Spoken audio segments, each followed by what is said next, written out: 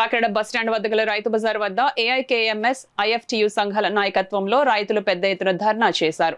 అనంతరం రైతులు ప్రదర్శనగా కలెక్టరేట్ కు వెళ్లి డిమాండ్లను పరిష్కరించాలని కోరుతూ జాయింట్ కలెక్టర్ కు వినతి పత్రం అందజేశారు. ఈ సందర్భంగా రైతులను ప్రజలను ఉద్దేశించి ఏఐకేఎంఎస్ జిల్లా అధ్యక్షులు జనిపల్లి సత్యబాబు, ప్రధాన కార్యదర్శి పి వెంకటనాయుడు, ఐఎఫ్టియు నాయకులు J Venkateswarlu, G Adinarayana, R రాఘవులు, ఎం యేసు, జి బాలరాజు, రైతు నాయకులు కనకారావు, వీర్రాజు మాట్లాడారు. రైతులకి ప్రజలకి అందుబాటులోకి తీసుకురావాల్సి ఉండగా ఈ రైతు బజార్ మీద కొంతమంది కన్నేసి దాన్ని ఆక్రమించాలని చెప్పేసి చూస్తా ఉన్నారు. రైతు బజార్ స్థలం ఇంకా మున్సిపల్ కార్పొరేషన్ స్థలం కొంతమంది కబ్జాలో ఉంది. అందులో మాకేంటి భాస్కర్ గణేష్ తన ఆధ్వర్యంలో ఉంది. సిమెంట్ తోడల కంపెనీ వాళ్ళ చేతుల్లో కూడా కొంత ఉంది. చర్చ్ ప్రాంతంలో కూడా కొంత ఉంది.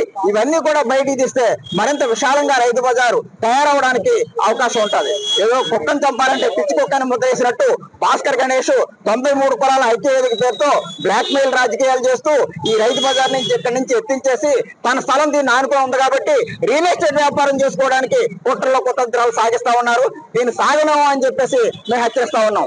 మీరు కూటమి ప్రభుత్వంలో ఉన్నారు, మరి కూటమి ప్రభుత్వం రైతులకు వ్యతిరేకమని ప్రశ్నిస్తున్నాం. కూటమి ప్రభుత్వం ప్రజలకు వ్యతిరేకమని చెప్పి ప్రశ్నిస్తా ఉన్నాం. కూటమి ప్రభుత్వం కాకినాడ వినియోగదారులకు వ్యతిరేకమని చెప్పేసి మేము ప్రశ్నిస్తా ఉన్నాం. మా డిమాండ్ ని మున్సిపల్ కమిషనర్ గారి దృష్టికి, కలెక్టర్ గారి దృష్టికి తీసుకెళ్తాం. అదేవిధంగా రాష్ట్ర వినియోగదారుల ఫోరం దృష్టికి కూడా తీసుకెళ్లి దీని మీద అవసరమైతే సుదీర్ఘంగా పోరాడతామని చెప్పేసి ఈ సందర్భంగా హెచ్చరిస్తాం. ఈ స్థలాన్ని కబ్జా చేయాలని కొద్దిమంది ఎప్పటి నుంచో ప్రయత్నం చేస్తున్నారు.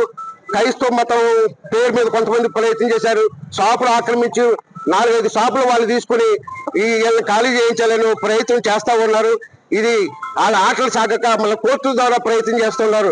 ఎవరైతే బీసీ కులాల ఐక్యవేదిక అని చెప్తున్న భాస్కర్ గణేష్ ఎవరైతే ఉన్నారో వీళ్ళందరినీ కూడా బయటికి నెట్టాలని ప్రయత్నం చేస్తున్నారు. వీళ్ళు స్వచ్ఛందంగా రైతులు భారతదేశంలో స్వచ్ఛందంగా వాణిజ్య పంటలు పండించి, కూరగాయలు పండించి, ఆకుకూరలు పండించి తీసుకొచ్చి ఇక్కడ అమ్ముకుంటున్నటువంటి సరఫరా ప్రాంతంలో ఉన్నటువంటి ఈ రైతుల్ని రైతులు కాదని మాట్లాడడం చాలా దుర్మార్గమైన చర్య.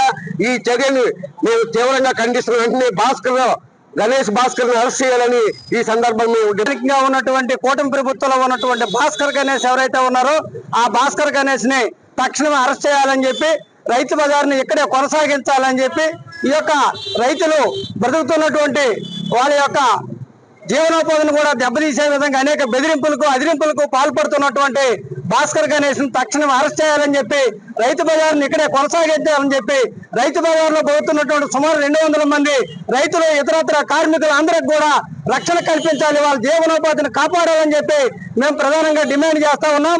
దీనిపైన కమిషనర్, కలెక్టర్ గారు చొరవ తీసుకొని ఈ యొక్క అదిరింపులు, బెదిరింపులకు పాల్పడే వాడిని వెంటనే అరెస్ట్ చేయాలని చెప్పి, లేకపోతే అఖిల భారత రైతు కూలీ సంఘం, భారత కార్మిక సంఘాల సమైక్య ఆధ్వర్యంలో ఈ యొక్క ఉద్యమాన్ని మరింత ఉధృతం చేసి అధికారులు మెడలు వంచి ఈ యొక్క రైతు బజార్ని ఇక్కడ దక్కించుకుంటామని చెప్పి అఖిల భారత రైతు కూలీ సంఘంగా మేము కోరుతా ఉన్నాం.